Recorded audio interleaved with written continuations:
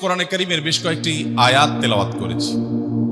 এই আয়াতগুলোতে আল্লাহ রাব্বুল আলামিন দিন এবং রাতের 24 ঘন্টার মধ্যে একটা বিশেষ সময়ের গুরুত্ব এবং মর্যাদা বিভিন্নভাবে ফুটিয়ে তুলেছেন। ফজরের আগে এবং ফজরের পরে যে সময়টা, দিন এবং রাত 24 ঘন্টার মধ্যে এই সময়টা, বিশেষ করে সূর্য ওঠার আরও পর পর্যন্ত চাষতের সলাতের আগ পর্যন্ত পুরা সলাতটা, পুরা সময়টা, এই সময়টা আল্লাহ রাব্বুল আলামিনের কাছে অনেক গুরুত্বপূর্ণ। কোরআনে কারীমে আল্লাহ তাআলা অনেক সময়ের নামে শপথ করেছেন এবং অনেক বস্তুর নামে শপথ করেছেন।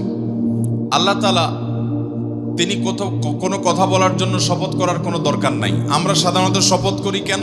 যে আমার কোনো কথা এটা যদি কেউ বিশ্বাস না করে, অবিশ্বাস্য কোনো কথা বলতে হলে আমরা শপথ করে বলি আল্লাহর শপথ, এর মানে আমার কথাটা সত্য। আল্লাহ রাব্বুল আলামিনের কথা তো লা রাইবা ফিহ, তার কথার ব্যাপারে কোনো সন্দেহ করার সুযোগ নাই। তারপরও তিনি শপথ করে মাঝে মধ্যে অনেক কথা কোরআনে বলেছেন। কেন? যেন আমরা বুঝতে পারি যে যেই কথা আল্লাহ তাআলা শপথ করে বলেছেন ওই কথাটা এত গুরুত্বপূর্ণ যে আমরা সাধারণত বললে শপথ করা ছাড়া বলতাম না।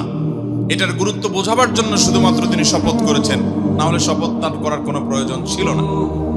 দ্বিতীয়ত, আল্লাহ তাআলা যে বস্তুর নামে, তার যে সৃষ্টির নামে শপথ করেন, ওই সৃষ্টিটারও বিশেষ মর্যাদা তার কাছে আছে। এটি প্রমাণিত হয় ওই বস্তুর নামে শপথ করার মাধ্যমে। কারণ আল্লাহ তাআলা ওই বস্তুর নামে শপথ করা মানে হলো সেই বস্তুর বড়ত্ব আল্লাহ রাব্বুল আলামিন প্রমাণ করতে চাইছেন যে ওটা বিশেষ গুরুত্ব আছে, এই জন্য তার নাম ধরে আল্লাহ তাআলা শপথ করছেন।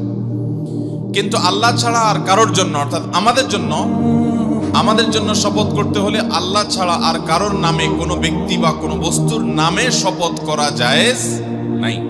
নবী করিম সাল্লাল্লাহু আলাইহি ওয়াসাল্লাম বলেছেন, মান আরাদা আন ইয়াহলিফা ফালইয়াহলিফ বিল্লাহি আও লিয়াসমুত।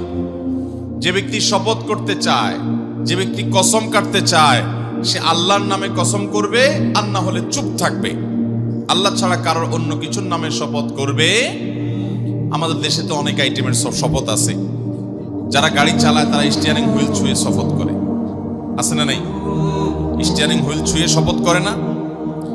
আবার যারা দোকানদার, অনেক দোকানদার আছে ক্যাশ বাক্স ছুঁয়ে শপথ করে, আছে কি না?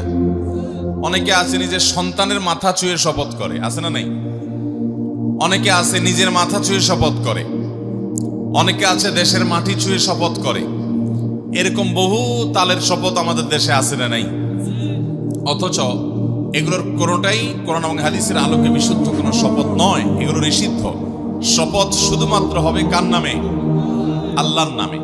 আল্লাহ রাব্বুল আলামিন তার বিভিন্ন সৃষ্টির নামে শপথ করেছেন, সেটি একমাত্র আল্লাহর জন্য, আল্লাহর বিষয়। কিন্তু আল্লাহ নিজেই বিধান দিয়েছেন আমাদেরকে তার নবীর মাধ্যমে যে আল্লাহ ছাড়া কারোর নামে আমরা শপথ করব